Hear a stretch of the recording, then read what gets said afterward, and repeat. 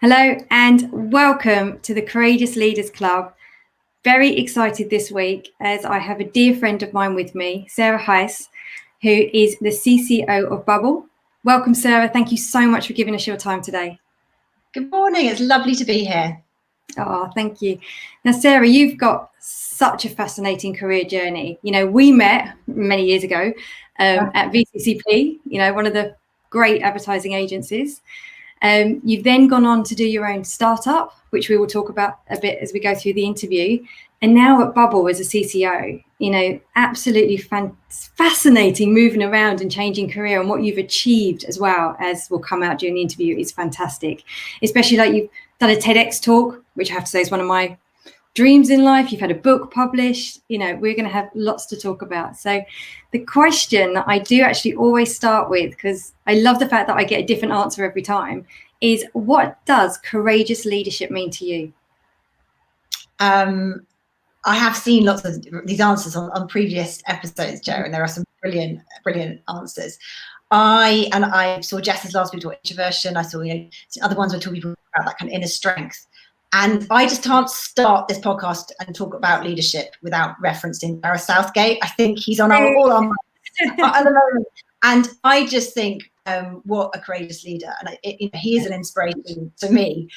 I have a slightly different job, I'll admit. But what he does and the way he does it and the way he's composed himself, presented himself over the last few weeks, and that to me is the ultimate courageous leader. Because he's not shouty. He's not... extrovert in your face. He's very composed. He's very clear. I think clarity is such an underrated attribute for a great leader. And I guess that's the kind of leader that I want to be, someone who is sure of themselves, has that confidence to trust their gut, is able to make decisions. Yes. I think a lot about. I think it's a challenge, but making those decisions in a measured way and then committing to those decisions. The main mantra in my life right now is be more Gareth, because I think he does all those things so well, and I just find it so fantastic that someone in his role, clearly is a role model for kids, for so many people, is able to show that type of leadership. And I don't think there have been that many examples of it. Certainly when I was growing up and when was starting out in advertising, it was a very different type of leader that I saw around me. So it's awesome that kind of leadership is now being presented to us all in a way that is so brilliant and so inspiring. I love that. Be more Gareth. That's your quote now. Be Gareth by Sarah. And I just think, right, I'm hoping it's going to inspire business so much, because it's finally, we've seen, I think there's been a lot of talk about what the future of leadership is and what, leadership needs to evolve into. And just to have someone that's so in the public arena demonstrate what that is, so people can now see it, it's not just talk, I think is phenomenal with what we've been able to achieve. And what he does, everyone has a point of view on everything that he does. Yes. But he just has this steely focus, and just kind of gets on with the job that he is committed to, and that's what's so great. He hasn't, he doesn't waver, but he's also not arrogant about it. He's very humble with it, which is a fantastic balance, I think. And I just think this is brilliant, and the fact that I think was so important is he has a vision, and you use that word clarity. I help a lot of leaders, but to help the leaders, I speak to their teams. And the teams, one of the most popular things that comes up is, we just want some clarity. Just let us know what's going on and tell us where we're going and then what you expect. And so you couldn't be more right there. I sometimes think on a day-to-day basis, the main thing I do, I try to be a good leader, is just at the end of every meeting go, right, guys, what have we actually just talked about? What are we doing next? It's so simple. I mean, it comes, and that's not actually stuff that, I probably, I learned to do as an account exec in an ad agency when we, back in the day. What have we just done, and what are we going to do next? And that is clarity. And I, to be honest, I think that's sometimes the most valuable thing a leader can contribute, just steering people, understanding what we've achieved and what we're going to achieve next. Yeah, which is so important, because we Yet so often we think everyone's understood because we've said it how we understand it, but we forget that everyone listens and hears information so differently. So to clarify back, to make sure everyone's on the same page. Yeah. I think more than ever, in the world where, so much is done over cameras and videos and emails, you can have like a 20 email thread. And actually at the end of it, there's 5 people on it and everyone's talking about different things. And it's a mess. And everyone's kind of going on their own business. And I think it's more important than ever that someone start going, whoa, guys, let's just stop for a second and actually make sure you know what you're saying, you're actually disagreeing with it, just having a moment of okay, what's happening here? Because otherwise you can go back and forth, and no one gets any further along. Yeah, I just see everyone on this hamster wheel of just doing lots of stuff. No one knows why they're doing. Exactly, and that is not good for anyone. So yeah, I think basically, as fundamental, a leader stops that happening and drives everything forward. Thank you. And so going into, for you, a courageous moment for you in your career where you were like, especially looking, whoa, this is a big moment for me. And this kind of elevated that courage you had in you. What was that moment for you? I'm someone who wouldn't necessarily consider myself courageous and brave. But actually, when I look back, I've actually done some quite brave things, it turns out.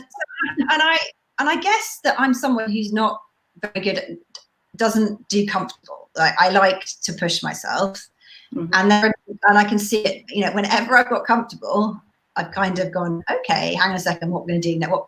And in a way, it's kind of, a lot of people would say that was perhaps a little foolish, get comfortable, get confident, but I've always kind of pushed forward. Even so, when we worked together at BCP, I left to move to Boston. I didn't have a job. I was leaving. I'd just been made partner. I was just kind of got to grips with my job and was like, no, I think I'll now move across the pond and have a job, but it'll work out. And I think that's something that has happened again and again. The bravest thing I've done is setting up my own business, and that was Mush after having my second baby, and coming up with an idea with a friend who I'd met on maternity leave and making that into a reality. Yeah. And there's a hell of a lot of naivety that goes with that as courage. And, now it's very easy to say, oh, yes, I was terribly brave. Actually, we were just totally naive as well. I didn't really understand what we were taking on, which is a huge positive, by the way. But yeah, it was brave, but it was, we were so adamant that we could do it. And that it was the right thing to do. The idea that we had was about connecting mums. Both of us had experienced a sort of sense of loneliness and loss of confidence when having babies. So we knew inside out that there was a big problem for new mums feeling very lonely. And it felt like there was a very obvious technical solution to that. So that's why it didn't feel that brave, because it was like, well, obviously we've got to do this. Yeah. Actually, yeah, as I say, there was a whole huge dose of naivety in there, which means that now looking back, I'm like, gosh, that was terribly brave of us. But actually at the time, it was just like, no, of course we've got to do this. And this is the right thing to do, and we'll make it happen. So that was brave. And then the Mush journey, then it, taking on investment, there was some big decisions we made along the way.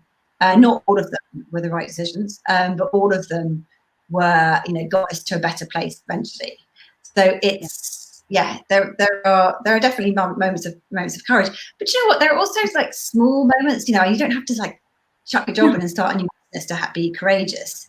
Sometimes it's just about having a difficult conversation. And those are the kind of, actually, I think those smaller moments are almost rather more important. I've had to have, just this week, I've had to have a couple of really awkward conversations with an agency that we're working with.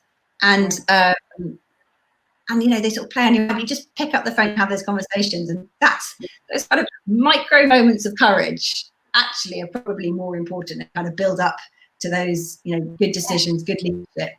And probably rather than, the earth-shattering, life-changing bits happen occasionally, but really it's those smaller moments I think are really interesting. Is that the day? I always say it's like the daily stacking of that evidence to build the courage in you. Those small moments keep moving you forward. It's that consistency, courageous consistency, rather than these big moments all the time. Yeah, I think that's a really nice way of putting it, Jo. Yeah, I think that's yeah. As usual, you phrase it much better than me. That's what I meant. It is like that, and that's what you know. I think when I'm thinking about leadership, that's what I think about. The team can get stuck on a problem, and you can get in knots, and actually you just need. I guess it comes back to that kind of clarity point again, that you need someone to go, right. So this is the issue. We need to do this. We need to have a difficult conversation. We need to rework a contract. It's not working. Let's just actually fix this. Completely. And what I'd like to know is, because a lot of people I work with, the difficult conversation comes up, I think, with pretty much every leader I coach, is help me navigate these difficult conversations and all the beliefs they have about them. Once you've done this difficult conversation, how do you feel afterwards? Oh, it's such a relief, isn't it? Like, you're like, oh, that wasn't so hard. Oh, why didn't I do that 2 days ago? I could have saved myself some sleepless nights. And that's what's, and that's what I think as I'm still evolving to become a leader. Those are things that, that you learn from the most. Yeah. And those difficult conversations, and it's normally, often it's around people, and it's about, there's often emotions involved. Yeah. And I'm not someone who necessarily believes you can take away emotions from all those conversations when you're having a topic, a topic which is about performance or around, someone's goals that they're not hitting, whatever it is. And I think that's where we get very scared to talk around it. But actually, if you can have a sense of, if you can be more Gareth here, be composed, and like not overplay your emotions, then I think that can work really well. Now, I'm totally obsessed with every time anything happened in any of the England matches, like they scored a goal, everyone's like, they pan to the crowd, everyone's going wild, like stripping naked, jumping around, and you see Gareth, and he do this like thing where he claps 3 times. I watched it a few times, 3 or 4 times he clapped, like that was his release, and then straight back into this kind of like, right, okay, on with the job. And I just think that's really impressive, because he was doing that on behalf of the team, because he knew the team needed him to be strong and not lose it at these points. And I'm not saying you shouldn't bring emotion into leadership, because obviously there's a time and a place for it. But those moments, I thought, were just such a powerful, it was a ritual. I noticed him do it a few times. It was like he clapped 3 times and was to release the energy, and then straight back into that like focus and like get on with the job. And to give a slightly different. No, it's great, because you've made me like think about emotion. Because I think on the other hand, when you saw the penalties obviously get missed, how he then embraced the team and he handled those teams' emotion, and he was there for him. He didn't walk away from it. And I think, thinking of leaders in business, of my world, of what I've seen, majority of the time I see leaders not really sure how to navigate someone who's emotional in front of them. How, number one, learning how to manage your own emotion, but then how to handle emotion that's in front of you. And I know that's one reason why a lot of leaders will avoid these sort of conversation, because just on a human being level, I can only talk from my experience, but we're not brought up brilliantly in how to label, understand, and navigate our emotions. And so much is suppressed that that's as soon as emotion comes up in business, it's all a bit, what do we do with that? Oh no, let's avoid it. Totally. And you're absolutely right. That was kind of the flip side of him, like being very steely during the match, and as you say, like embracing the players and totally, absorbing some of their emotion at the end was really powerful to watch, wasn't it? This is going to be the theme of today's chat, that we all need to be a bit Gareth. Bit more Gareth, and that just real human leadership in going. We're all humans. We have it. We can't not have emotion. I think there's definitely, you need to learn to manage your emotions, but not be afraid of emotion around you, or if emotion shows up. It's kind of this is what I think about a huge amount, because I guess I do a lot of work for working parents and thinking about how you manage being a parent and a colleague and a leader. And I think it's this is kind of the boundaries thing that we're talking around. It's, of course, you can't just be 2 separate people. And I think some people do manage it. I think men probably manage it better than women, to be honest. I know, my husband, he can be a work person, and 5 seconds later he can be on the floor playing with the kids. Whereas I find that very hard. And I think it's we need to, as businesses and organizations, accept that the people we're working with are humans who have another part of their life, you know, to look after. And there is obviously blurring of those things. And turns out we all have emotions. So we have to, as leaders, accept that, acknowledge that, and address that. And you can't take that away. But obviously it's about doing it in the right way and at the right moments. You wouldn't want to be hugging every one-to-one, a little bit much. But, you know, occasionally, you know, checking in with someone, and not just about that. And I actually do it. I try and do it, and it's been harder more recently. But I try and do a walk with my, like, one-on-one walks with my team, because you can have much better conversations a walk than you can particularly if you're like in your face on a video call.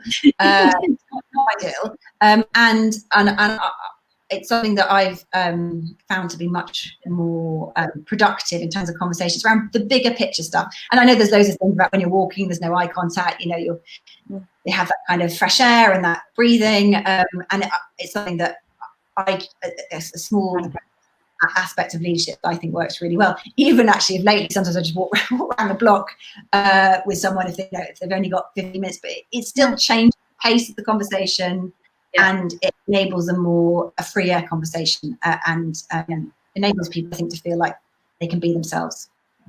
Oh, I think that's a lovely piece of advice. The environment is so important where you hold these conversations. Very, very important. So I'm going to keep linking Gareth, because I see that he's a real motivator for you right now.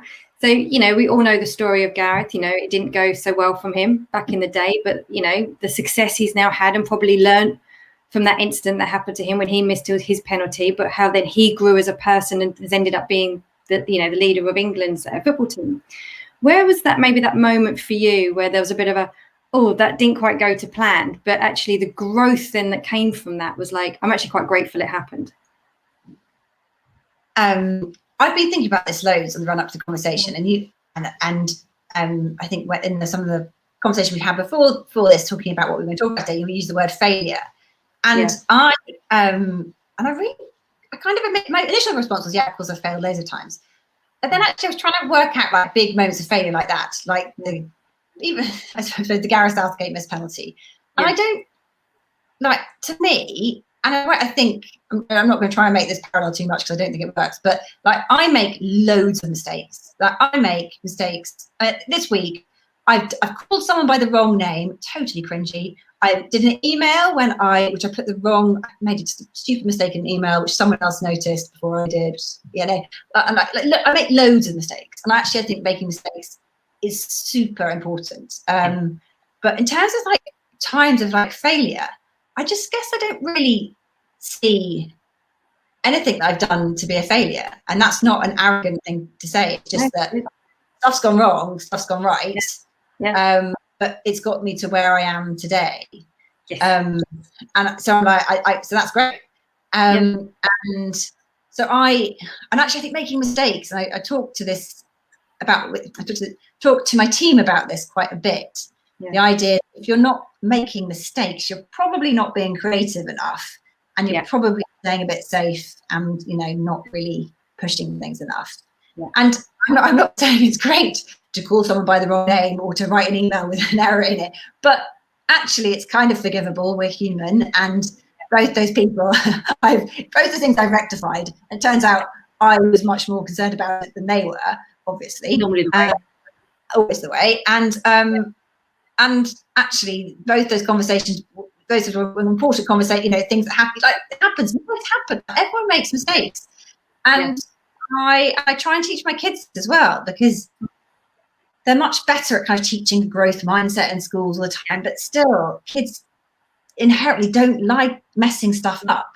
And one of the things that I talk to all the time about is that, you know, great, you made a mistake, brilliant, awesome, let's look at that and try it again. And, you know, like, it's something that I don't have any parenting advice to give, because everyone does that own thing. But one thing that I found that it has worked quite well is this idea that, like, mistakes are good, and we have a bit of a mantra around that in our house.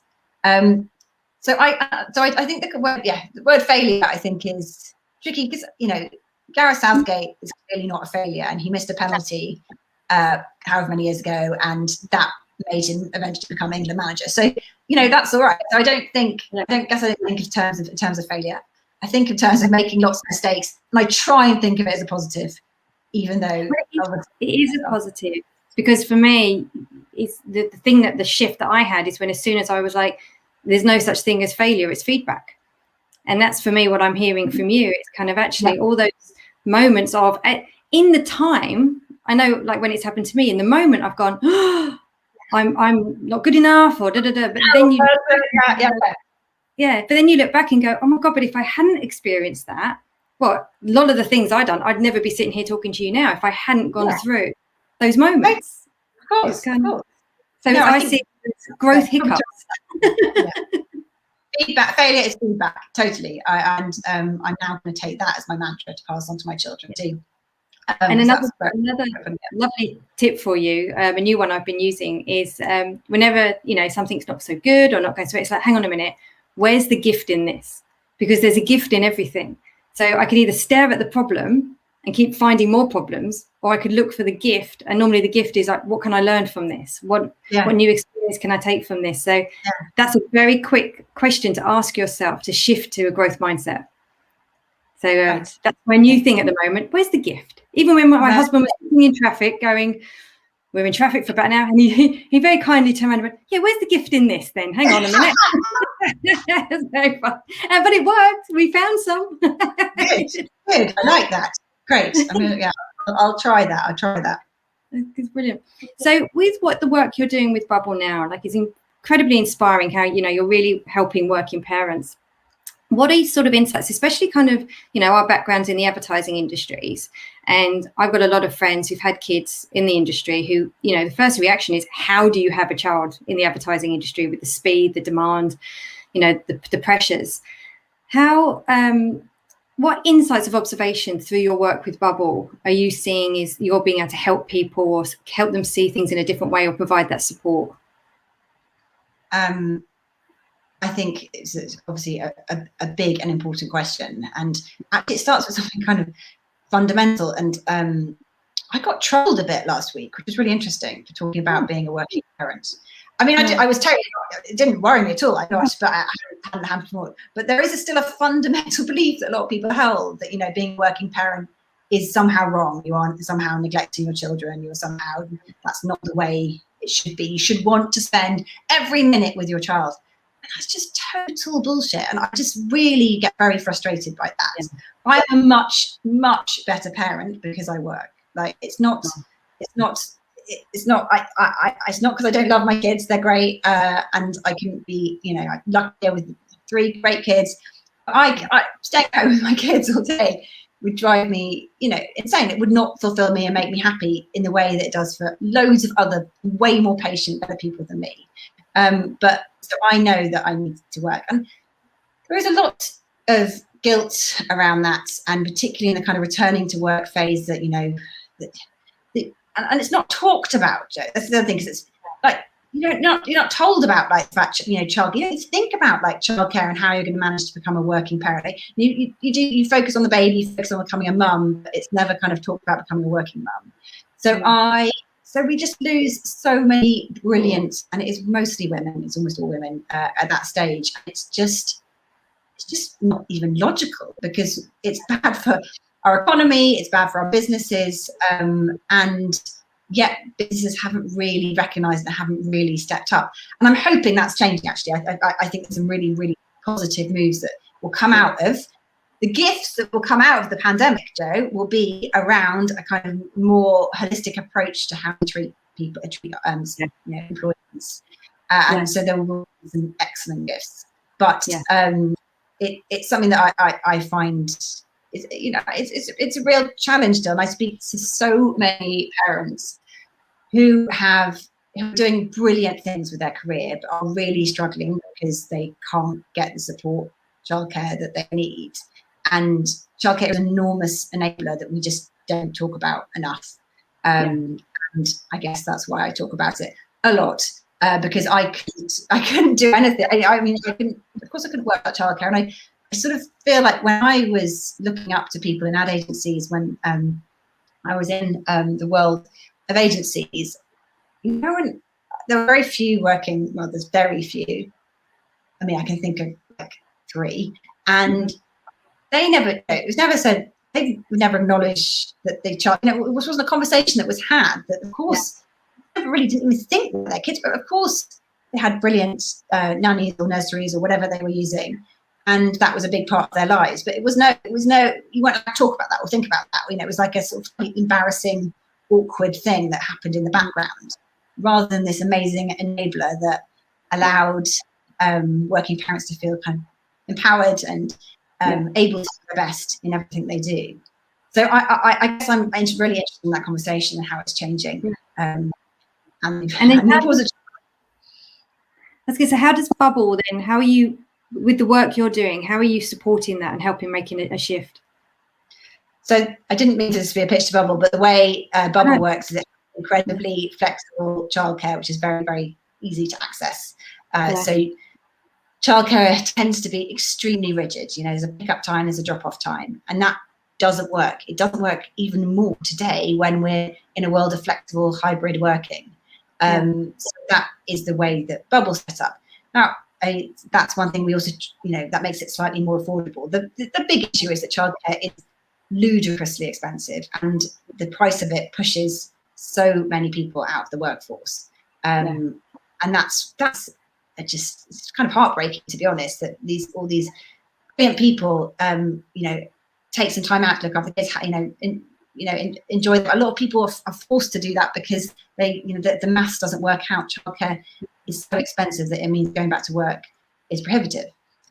So I, as well as the work with Bubble, we work with government, we're working with businesses to really try and get them to provide more support for working parents. That's brilliant work.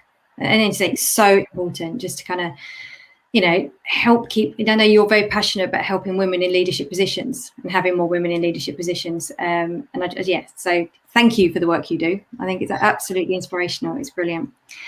So with your incredible, journey that you've been on, thinking all the knowledge you've got now, all the experiences you've had, what advice would you give someone that's kind of entering now into, their career, into a creative agency, or maybe thinking about how you were when you entered in the world? What would you go, do you know what, if I just knew that, or if I could just now share this piece of information to see if it helps somebody else, what would that be? I have such a vivid memory that in my first week starting at a big ad agency, just one ad agency of the year, and we were there was a little cohort of grads, and we were sort of wheeled in front of the chief exec, essentially, demigod of the agency. And he was this enormous South African guy, and all I remember him imagine in my head he was some kind of giant. I assume he wasn't in real life, but this is my memory, and I remember there being a lot of kind of pointy, in your face chat around fear and leadership, and not leadership, sorry, fear and work ethic, and that was what I thought leadership was, and I think that moment was really definitive. I was this like wide-eyed grad account exec starting out in the world of work, and I was like, oh my god, and it was just like, it was in a way it was sort of inspiring, but it was utterly terrifying as well. And I was like, and I sort of felt like I'm never going to be that. Like that was a sort of there's stuff that he's saying which I believe in, but that is I can do this job. I could never do this. And now I realize how wrong that is, and I realize that type of leadership is a type of leadership that in some circumstances can be really inspiring and excellent, but there are many types of leadership, and actually you don't have to be a very shouty, pointy, loud person. No, you can be a quiet, kind of composed. Yes, Gareth Southgate. I'm going to say it because, and if I'd known that, I wonder. It'd been interesting to see if I would have been, thought earlier on as thought of myself as a leader. Because actually, it's only pretty recently that I can say that I am a leader without totally cringing. So Whereas now I can see that leadership is very varied, and I've, you know, lots of people have said this in a more articulate way on this show before, that there are many qualities of a leader, and you don't have to have every single one of them. You can be yourself and be a leader, and actually that's probably the most powerful thing. If you're being authentic and true to yourself, certainly I found that's always where I've been the best leader that I can be. Yeah, and I so brilliantly said, and I have my big mantra is just be you. And actually, when you just be you, you access more of you that maybe hasn't been awoken yet, because you're actually just concentrating on, hang on, what do I think? What's my decision? What's my point of view? How do I want to treat this? And just really trusting and backing yourself. And I remember saying to somebody, I was doing a training last week, and I just said, you know, I spent 10 years trying to fit in, trying to be like I think them, or be like them, or why wasn't I more like them? And the minute I just took a breath and went, hang on, why don't I just be me? It's much easier. It's like, don't lose any time trying to be all these people around you. Just spend more time getting to know yourself. Then you'll be a natural leader, because everyone can be a leader. It's a choice. You know, if you want to put the work in and be a leader and focus on others, you can do that. So as you said, it's not one way. It's not like I'm not that person, so I can't be a leader. And I think the theme of this whole interview is Be More Gareth. I think he's really championing that present, calm, composed leadership where it's all about his team and all about a bigger vision and mission, which is, I just thank you so much for bringing that to this interview today. This is wonderful. Thank you. Well, let's thank Gareth for that. I think he deserves the praise. I feel like I need to send you a Be More Gareth t-shirt or something. It's like, you're not, it's like he's champion. Please do. Well, you're good. So is there any, just before we close, thank you, this has been so insightful. Is there any final parting words you'd like to share before we close with the people watching? Well, except for the Be More Gareth and statement, I think I just a kind of final word to working parents is, you know, go easy on yourself a little bit. It's quite hard. Try and give yourself a break and try and get some support that you need. Yeah, brilliantly said. Sarah, thank you so much. And thank you for those watching with us. And we will be back soon with another interview in the Courageous Leaders Club. Take care, everyone. Bye. Bye-bye.